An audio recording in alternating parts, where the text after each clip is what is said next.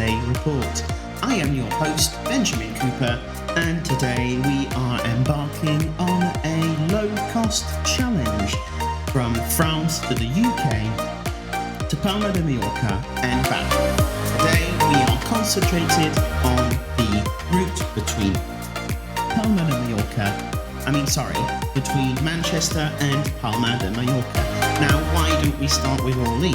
Because the airline I chose for this is kind of known to the general public, but the airline I flew between Manchester and Palma is only really known to the people of the north of England. So let me introduce to you Jet2 Airways. This flight was operated by Jet2 Holidays, their package holiday branch. So are you ready? Let's take a flight. So our journey started just as I got off from the flight between Paris and Manchester. This flight landed in Terminal 1, which is not really the nicest terminal in Manchester. It's the oldest, at least international kind of terminal.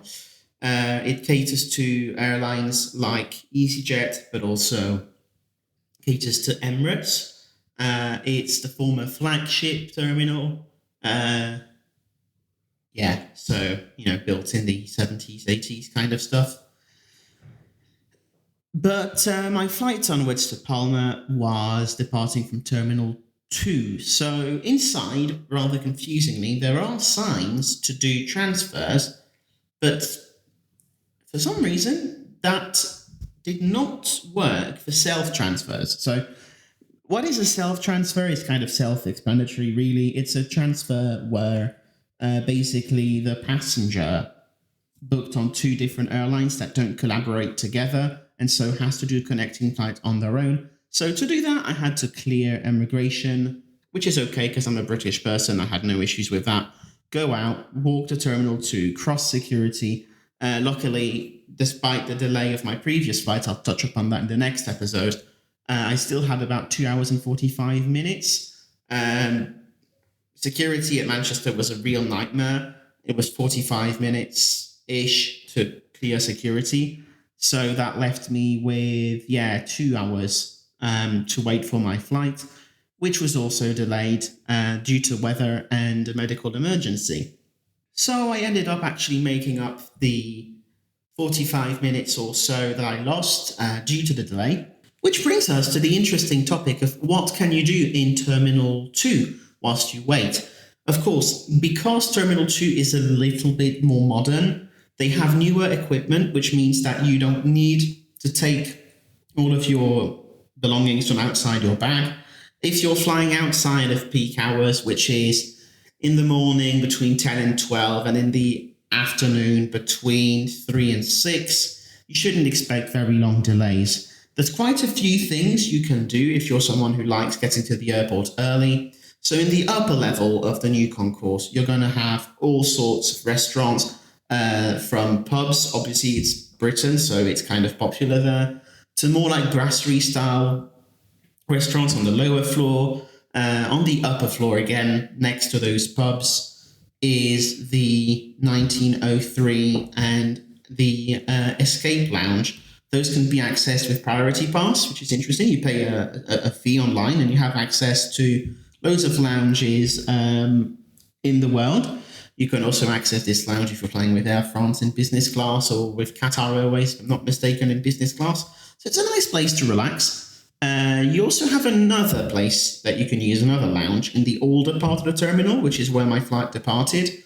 Though, it's £51. It's a bit expensive. I don't recommend it. Plus, the older concourse is going to be demolished soon. So, it's a very 70s kind of vibe. Maybe not in the lounge itself, but still. So soon enough, at gate 206, I believe, our A321neo, brand new, delivered not so long ago, was waiting for us. But we could not board yet. There was a medical emergency, meaning that before the cleaning crew could do their job, medics had to attend a passenger who was feeling poorly. So that was dealt with, delayed us by about half an hour, and then it was time to board. So I obviously had no expectations in terms of what the service was going to be like. I had never flown on the airline before, So stepping in, I knew a few things. I knew about the boarding music, which was Jess Glynne's Hold My Hand. I'm not going to play it in due to copyright issues, but I'm pretty sure you know the song. And that was it. That's all I knew. Coming in, I was really surprised. So the seats were brand new, obviously, so they were not used or anything. They were really comfortable.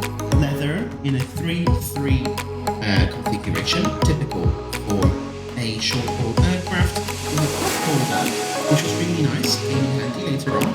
And the crew, who greeted each and every passenger with a lovely smile and a "let's take you on a holiday."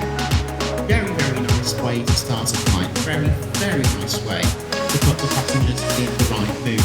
And not only was there this music by Jess Glynne, but also all sorts of holiday type, family music type, family themed music type, entertainment music going on. Because Jet2 is an airline that caters towards families going on holidays, and I think that was truly respected at every step of the boarding process.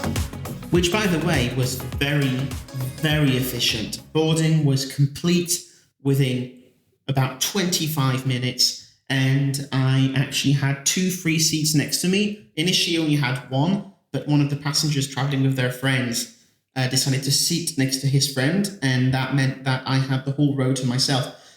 Very good, because when I made my booking, it was for the review, which I was also write down. So I wanted to have everything spread out so I could take photos and take notes and everything. The crew was super, accommodating for that, putting some of my meal in the second seat. Very nice. So, of course, speaking of the meal, that was the first thing literally that happened as soon as we reached cruising altitude. Very nice. You could pre-order the hot meal at the booking, which I did. It was £11. I believe that must be around $10. And yeah, it was penne bolognese. When you pay the package, what you have is the hot meal, some crackers with some cheese, a chocolate mousse, and a hot drink of your choice. And I went for tea, which is the brand Yorkshire Tea, which is very respected from people in the north of England. It's considered kind of an authentic type of tea brand. So I was really pleased with that. For the rest of the flight, the crew didn't really interact unless you needed to, but they were always there to help. There was a drink service midway through. During that drink service, I bought a beer, which was aviation themed. Again, I love all of these small references, which they make a bit everywhere during the flight. So it's a very friendly airline. So my expectations were surpassed, because in Europe we have this problem of low-cost carriers not really caring too much about their passengers.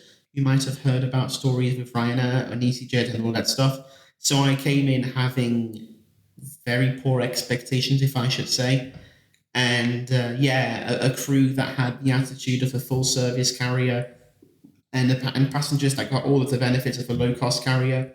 It's really a win-win situation. In my case, I didn't take any hold luggage or any secondary cabin luggage. If you're flying with Jet2 as part of the package holidays, you get a free 20-kilo bag in the hold. I'm not sure about the cabin bag. I'm pretty sure a backpack is included, maybe as cabin bag too. I don't know. Please check with the airline if you ever want to fly with Jet2. So this is it. We landed 2 hours and 25 minutes later.